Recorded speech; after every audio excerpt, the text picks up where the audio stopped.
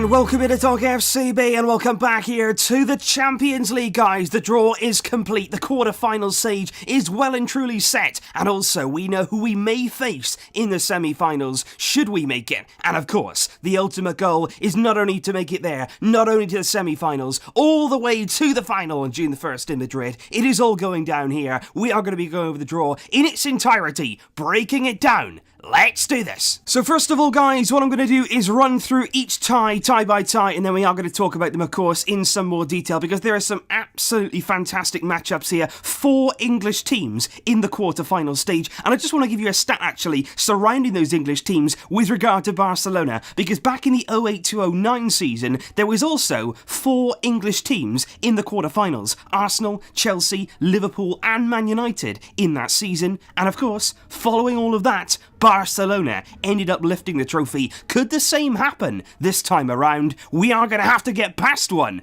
if we're going to make it. But when the draw finally got underway, the first names out of the hat were none other than Ajax Amsterdam against Juventus, and that there is a colossal tie there to kick us off. Ajax playing the first leg at home with Juventus there. The following leg, the big decisive one again, coming at the Allianz Stadium. The second tie then drawn was Liverpool against FC Porto. Many believe, of course, Porto are the team to draw in this round, but again, just like the last round, anything goes. Anything could happen. You don't know who's weak, you don't know who's strong, you don't know what could happen on the night, and Liverpool there, taking on Porto. The third tie saw Tottenham Hotspur against Manchester City. There, of course, a quite expected in some ways all-English tie. A big one there, a big chance for Tottenham, and Man City, of course, one of the favourites for the Champions League. Before finally, our name did come out of the hat. It was Manchester United against FC Barcelona, and I just want to run through this and make it absolutely clear, because there has been some confusion about the home leg, about the away leg. We are going to be playing the second leg at the Camp Nou. Even though we were drawn out first and we should be playing the first leg at home, it's going to be Man United who's playing that leg at home, simply because the rules and regulations, the Manchester police, everybody has come together in Manchester and basically said on no given week in the Champions League can Man City and Man United play at home in the same week. And basically, if United were away in that first leg, they would have then been at home in the same week that Tottenham were facing City in Manchester. And it's basically because last season United finished lower down the table than Man City, so therefore they have to reverse their fixtures, which basically means Barcelona will have that decisive second leg, just like against Lyon, just the way we like it in many ways, at home, ready to get the job done. And also today, guys, in the Champions League draw, it wasn't just about the quarter-finals, they'd also drawn the semi-finals, and basically what would happen if whoever won, who you would face then in the next round. And I can tell you that Ajax against Juventus, the winner of that game will play the winner of Tottenham against Manchester City, and then of course the winner of Liverpool against FC Porto will play the winner of Manchester United against Barcelona. So our potential route to the final right now stands as follows. Manchester United lay in our way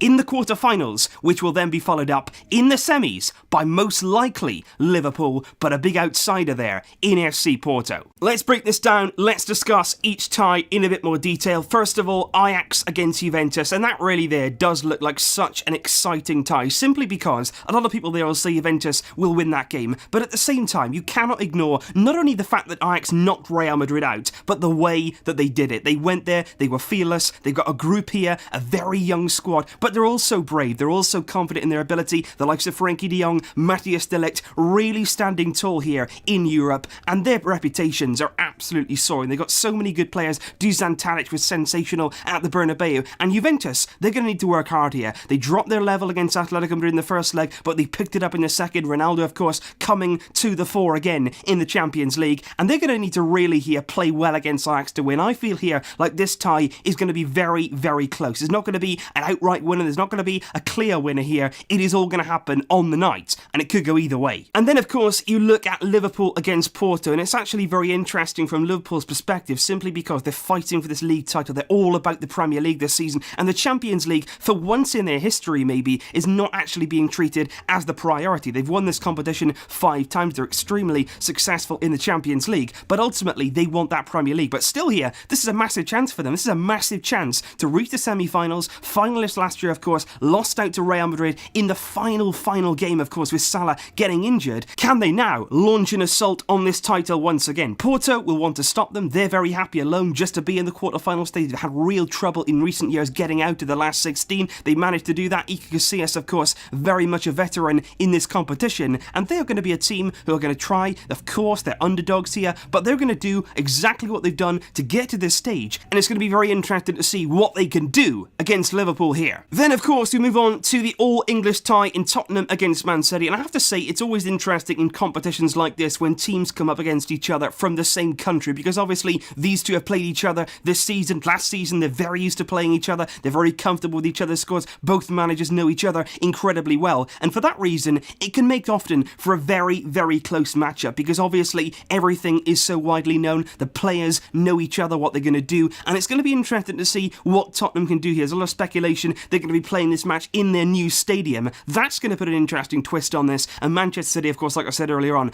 big favourites. One of the favourites, certainly, for the Champions League under Pep Guardiola. That's the title that he really, really wants. They're in control once again this season in terms of the title in the Premier League, as they were last season. They're still battling with Liverpool. Both teams are still in this tournament, and Man City here will fancy their chances against Tottenham, who we faced, of course, in the group stage, and that makes for an exciting tie there. And last, but certainly not least, it's Manchester United against FC Barcelona, and of course, a team that we have faced in 2 Champions League finals, and not only faced in 2 Champions League finals, but won and won well. Whenever we have come up against United, in those finals in particular, we're confident, we certainly believe we have the upper hand over them, and you think there about that final back in 2011, you think of Alex Ferguson on the touchline, just unable to do anything about Pep Guardiola's fantastic team, and that really will give us confidence going into this one. United aren't really a big fan of Barcelona. Obviously, they had Ronaldo in their camp. They still certainly are behind him. They've always had that sort of affiliation with Real Madrid in that sort of way. But in this game, it's going to be really fascinating to see, number one, if United can really challenge us here, simply because against PSG, they were nowhere near. They were nowhere near in the first leg. In the second leg, of course, I think PSG in many ways shot themselves in the foot. But one thing they have is enormous spirit, enormous character. They will keep fighting. Under Ole Gunnar Solskjaer, he has completely changed the atmosphere. The whole idea around United now is completely different from when Jose Mourinho was here. They attack,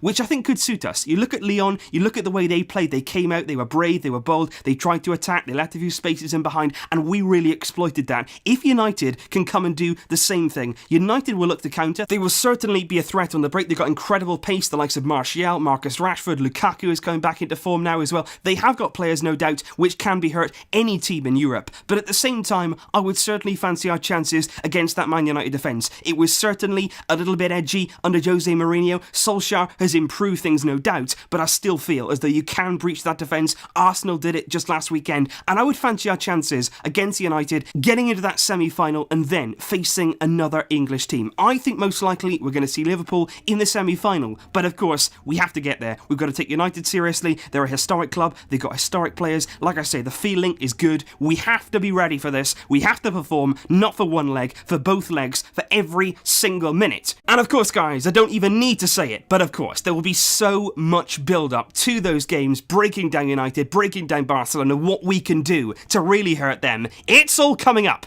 and I am incredibly excited for this. But of course, guys, I am very, very interested indeed in what you made of the Champions League draw. Are you happy to draw Man United? I think obviously the teams to avoid would certainly have been Manchester City, possibly Juventus, but I would have taken either of those. At this stage in the competition, you've got to take what you can get, you've got to beat absolutely everything that comes in front of you, and you think back to 2015, we beat there, on the way to the final, champion after champion. It was PSG, it was Manchester City, it was teams like that who are going to come here, who are going to give us a massive job to do, but we have to overcome that. We have to overcome every single obstacle if we are to make the final in Madrid, and of course, that is all we want to do. So let me know your full thoughts in the comments down below. Lots more coming up. Of course, tomorrow will be the preview for our upcoming La Liga game against Real Betis at the Benito Villamarín. I will see you then, guys, but until then, as always, Vesca El Barça.